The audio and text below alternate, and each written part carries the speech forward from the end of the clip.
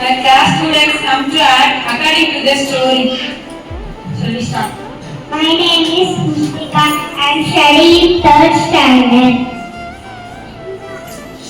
Good morning to everyone. Today I am going to tell a story. Once a mathematician held a meeting of all the numbers. All the numbers gave except the zero. The zero was hiding in an unknown place. The mathematician ordered to find zero. After a long search, finally they find zero. Then the mathematician asked it, "Why are you hiding?"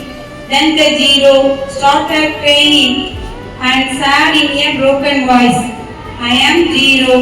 According to the maths, I has no value. It hurts me a lot." The mathematician called number 1 to stand in front of the zero and asked, "What is the value of this number?" All the numbers started shouting, 10, 10, 10. Then the mathematician called one more zero. Then asked, "What is the value of this number?" All the numbers started shouting, 100, 100, 100. The mathematician grouped if the zero added to any number, the value will increase. The zero understood its values and became very happy. Thank you.